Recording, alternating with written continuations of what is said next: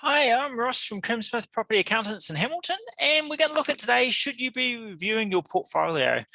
Say you've had a property for quite a few years, it's done really well for you, it's gone up really well in value, you bought it really well, the gross yield on the purchase price is really fantastic, you've got a fantastic property. Should you be reviewing that? And should you be reviewing your whole portfolio? And the simple answer is yes. Yes, you need to review it. It's so important. Property prices have jumped up so much.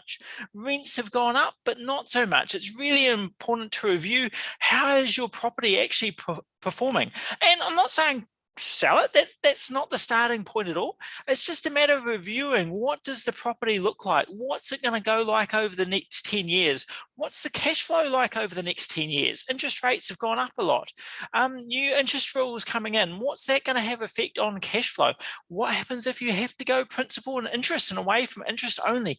All those things you need to look at, and you need to sort of know what does the next 10 years look like, and then you need to start looking at your portfolio and going, is it still actually working for me? Is it still doing what I want? So we'll go through an example that I went through with a client around about a month ago, and yeah, you can just see what you think. So this is a Cambridge property. They've owned it for 10 or more years. Yeah, it's worth about $1 million now in simple terms. The mortgage, well, it was 100% at the time. They bought it for about 500,000 or less. And it's still that level. So it's been interest only for that whole time.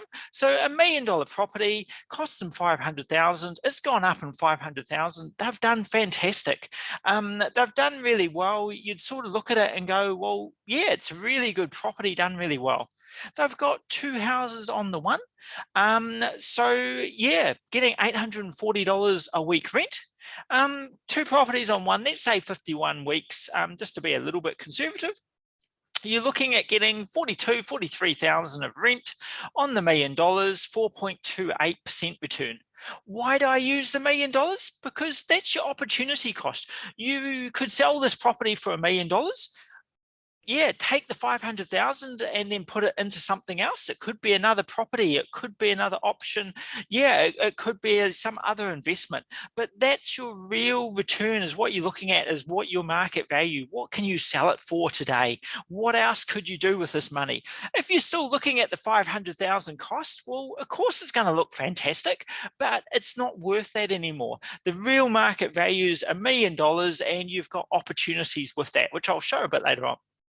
So it's still a 4.3% gross yield. It's okay. It's what the market's sitting. Auckland maybe in the threes, Hamilton, Tauranga, 4%, Wellington probably the same. Christchurch used to be 5, now it's probably down to 4. It's really hard to get a gross yield. So I'm not saying this is good. I'm not saying go out and buy it, but that's kind of where the market's sitting. Then you've got different expenses. This one's got no body corporate, but it's got 2 properties on it. So it's got some higher insurance. It's got property management. It's got rates which are a little bit higher. It's getting an older property, so it's starting to get more and more repairs. I've got some education in there. You should join your local property investors association, like Waikato is my local one. A little bit of travel. Let's say it's in your hometown. And maybe a little while ago, it wasn't that long ago, we were looking at interest rates 2.29%. So interest only 11,000. So in this case, we would have been going 43,000 in, 28 going out, making 14,000 a year. Cash flow is looking really good. But obviously what's changed over the last year and a bit is it's no longer 2.29%. Now we're looking probably at 4% interest rates at the moment. So we're still making a profit of about $6,000. Okay. This is all interest only. So that's interest only figure. There's no principal in that. This property is getting older and older. They've had it for years. Their depreciation is getting small. They've had really good chattels depreciation over the years, reduced their tax, but those items are getting less and less. There's not much left now. So under the old rules, we'd be making 6,000, less depreciation of 2, have about $4,000 off taxable income, pay 1,300, be left with about 4,600. That's all interest only. If we went on to P&I, We would be looking at, yeah, being about 4,000 negative. So in simple terms, we're about $9,000 of principal. So if we put this one on interest only, it would go from 4,700 positive down to 3,000 or 4,000 negative based on 30 years principal. So already you can see a problem there. If we're having to go on to principal, we're actually going to be cash flow negative. We're going to have to put some money in for somewhere. Even though you've had this property for 10 years, even though it's got a reasonable gross yield, even though you've only got a half mortgage, the numbers are struggling. And then we've got this big ugly red line. So at the moment, we were claiming 20,000 of interest, but obviously over the next 4 years, this is an existing property. It's not rented to community housing, which is a normal, that a lot of rental properties are not. So we're going to lose interest deduction, and long-term, our taxable income is going to go from $4,000 up to 24. Our tax bill is going to go from 1,300 up to 8,000 people, $8,000. These people are on 33%. So they're going to make 6,000, pay 8,000 in tax. They're losing $2,000, and that's at our current interest rate of 4%. So again, if we then had to go principal and interest, that would move us to minus 10,600 over 30 years, and that's just based on the current interest rate. So again, we've got a big problem. So what I sort of look at is a summary. What happens if interest rates solely go up long term? And I've got 3 different colors. White is the new build. So it would be 30,000 positive over 10 years or $3,000. And it would be returning 0.6% on the 500,000 equity. So think about that, 0.6%, not 6%, 0.6% return on the 500,000 if it's a new build, but it's not. Then we've got existing property losing interest over the next 4 years, or we've got buying a property now with no interest deduction. So it's an existing one. So we're looking with interest rates solely going up, and obviously it's a guess. I've got rents going up, I've got expenses going up, I've got interest rates going up. And it seems like that's definitely happening at the moment. You're looking at losing $3,600 per year on average for the next 10 years, losing 36,000. So that's no return on your 500,000. You're actually losing money and having to put in. So what we're looking at, is that now a good property? You've got 500,000 equity in there. Is it acceptable to make no cash return at all on that on the next 10 years and actually have to put in money? There's not a perfect answer. Everyone is different, but you can hear my tone. Is this actually good anymore? Hey, and like I said right at the start, the property has done really well. It's gained well in value. It's given them some real good equity, but now they're in a more consolidating phase and they can't subdivide it. There's no special things they can do to it. There's no easy added value. And yeah, they're really just gambling on capital gains. There's no cash flow from it. It's actually going to lose them money on interest only. If they had to go principal and interest, it's going to lose them more money. So then I've got another example. This is a development property, which the same couple own. So they've got the potential to develop an existing property they've got. It'll then be worth about 2.4 million. It'll create about 500,000 of equity by doing the development. So yeah, there's a good gain. They're looking at spending some money, but then it's going to be worth more. So they're looking at gaining about 500,000. If we use the same numbers, so we're doing a comparison with our first one had 500,000 in. So if we, for example, sold that first property, put the 500,000 into this development, we would then have $1 million equity, 500,000 created by doing the development, 500,000 off that equity. So we'd have a $1.4 million debt.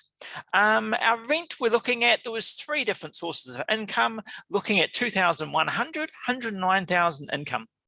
Our expenses, and we're 4% still, we're looking at 109 in, 82 out, making 26,000. It's a new build, so no ugly red line. We can delete that part of it, and we would get pretty good depreciation. There's 3 parts of it.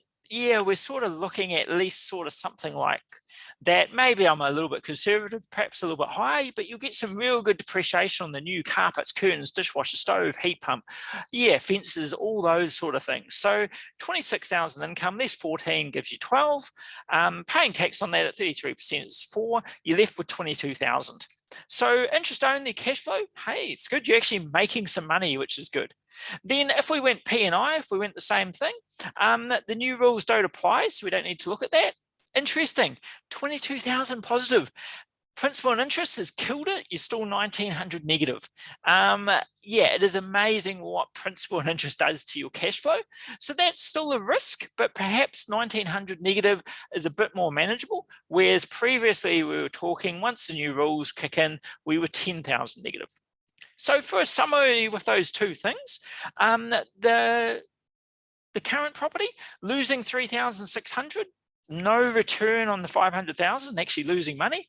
Whereas, yeah, potentially selling that, putting it into the development of the other property, we're looking at getting 17,000 per year cash flow, and we're looking at getting 1.69% cash return, and that's after tax. So it's still potentially not amazing. If you're looking at KiwiSaver or other funds or different things, you're looking at higher figures than that. But obviously property, we're looking at cash return. You're still wanting to get some sort of capital gain on that long term.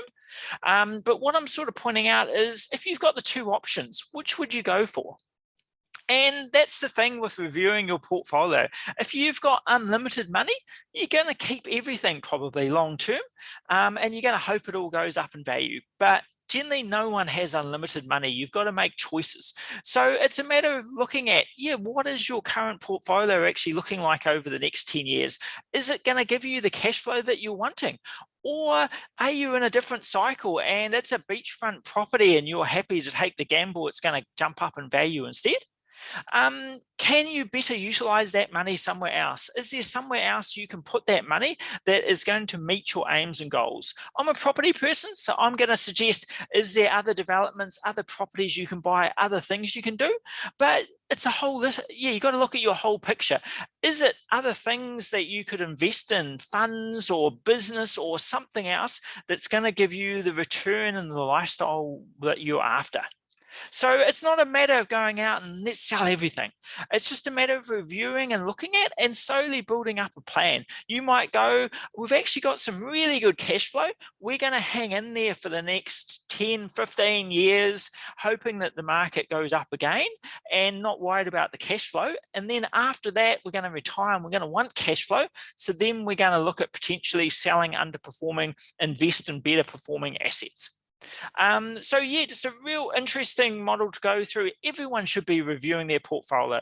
And yeah, it's not just straight out, let's sell everything, but review them, see how they're performing. Are your numbers based on market value actually any good? Or is it better for you to sell some assets and invest in some other properties or some other assets that are going to give you a much better return and help you meet your aims and goals, what you're after? And generally, what everyone should be looking for is a debt-free personal home and some passive income. And everyone is different. Your level of personal home might be different to my level or someone else's. Your level of passive income will be different to everyone else's. But it's important to have your aims, your goals, your financial plan, and just review, are your properties still doing it? What can you do to make life easy? And unfortunately, at the moment, we're getting some of these situations, we're looking at the next 10 years, and the cash flow is becoming extremely negative. And then they're getting, with the interest rates going up, and then we're getting the situation where the banks are wanting principal and interest as well. So if you find you're in that situation, it's important to work out, what does that actually look like over the next 5 or 10 years? And how much are you going to be negative? Because if you've got that big hole, you need to have a buffer or some way of covering it. Sometimes it can be with really high incomes, but not everyone has really high incomes. So it'd be looking at, do you have a revolving credit or some other way of giving you a buffer for that? If you've got a big problem, big negative cash flow coming up and no buffer, no way of organizing it, you've got a problem. So it's about, yeah, reviewing the portfolio, planning for the future, making sure you're covered and being proactive, having a plan rather than just waiting till it's, oh no, I've got no money. What do I do? Do I sell this in a big rush? that's where you lose out and going to get in trouble. So hopefully I've got you really thinking. This is the sort of planning we do a lot with our clients in our property advisory meetings. So yeah, just important to sort of have a look through that. We also link in well with Lifetime, who are financial advisors. So they might both give you some other options. We've got clients who've got 5 million in property and it's giving them no return.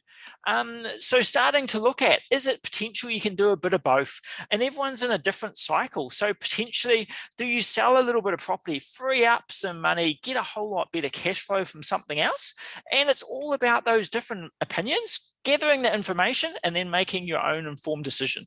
And then again, it's what's right for you. It doesn't matter what's right for me, what's right for your neighbors or your friends or family. It's working out what do you want and making sure your overall portfolio, your overall investments are giving it for you. So hopefully you've really enjoyed that. Yeah, if you're wanting some help, free chat's a great starting point, and I'll put the link below. Thanks a lot. Bye.